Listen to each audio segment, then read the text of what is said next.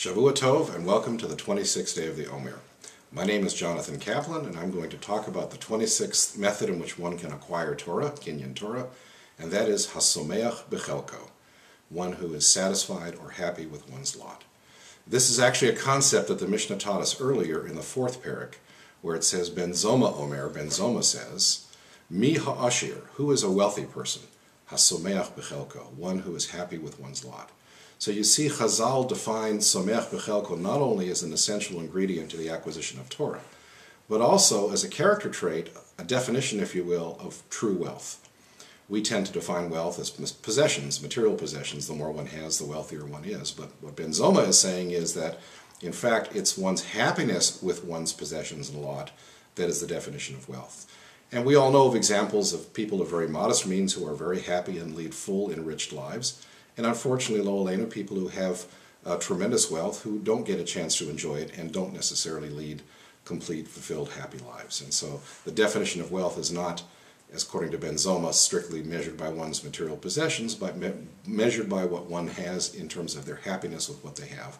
All based on the premise that HaKadosh Baruch Hu gives us what we need and what is good for us and our families, and doesn't give us things that we don't need.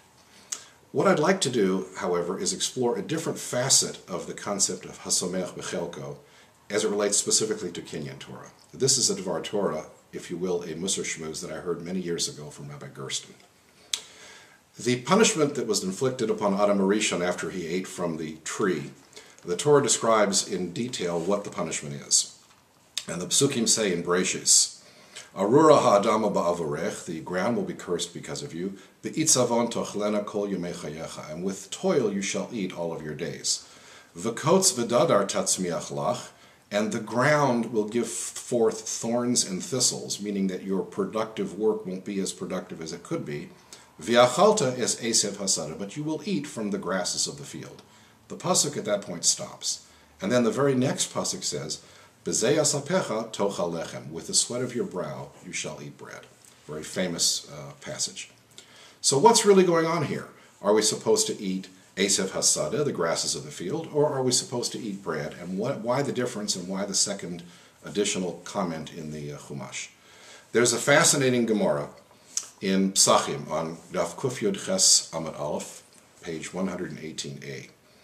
Amar Rabbi Yeshua ben Levi. Rabbi Yeshua ben Levi says, B'sha'ah she'amar HaKadosh Baruch Hu la'Adam, in that moment when Hashem said to Adam, V'kotz v'dadar tatzmiach lach, the ground will give forth thorns and thistles, v'yachalta es esev hasad, and you will eat from the grasses of the field, zalgu einav demos, Adam began to cry. Amar lefanav, Adam said to HaKadosh Baruch Hu, Ribono shel olam, master of the universe, ani v'chamori nochal be'evus echad, am I and my donkey supposed to eat from the same trough? Meaning you've given me donkey food to eat here. Kevan she'amar lo, however, when Hashem then said to Adam, B'zei sapecha tochal lechem, by the sweat of your brow you shall eat bread, niskar kadaito, Adam's mind was relieved. He felt at ease. So seemingly this additional comment of B'zei sapecha tochal lechem was a good thing in Adam's eyes. Amar Rab Shimon ben Lakish, Reish Lakish, however, comes along and says, Ashreinu imamadnu barishona, how good it would have been if we would have just stuck with the first punishment.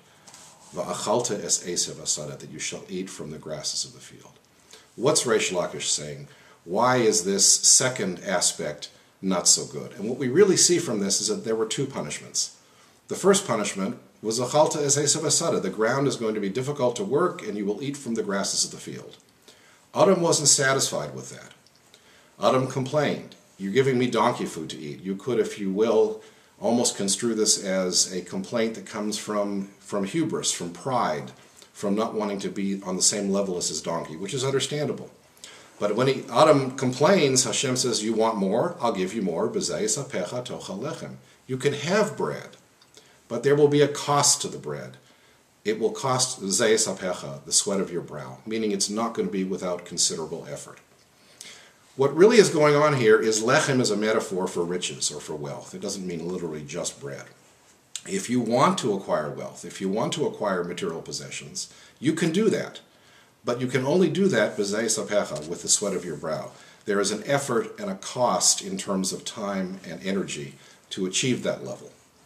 And this punishment was really visited upon Adam HaRishon by himself, because he was not satisfied with the Esav Asadeh. What we see, and this is an amazing ordering of the universe, is that Hashem has actually given us the things that are most essential and critical to life in relatively plentiful fashion and relatively cheap or free. The most important ingredient for life, for living, is air, oxygen. It's around us, it surrounds us, it's free. One can't go more than a minute or two without it. We have that. The next most important ingredient would be water. One can't live for more than a few days without water.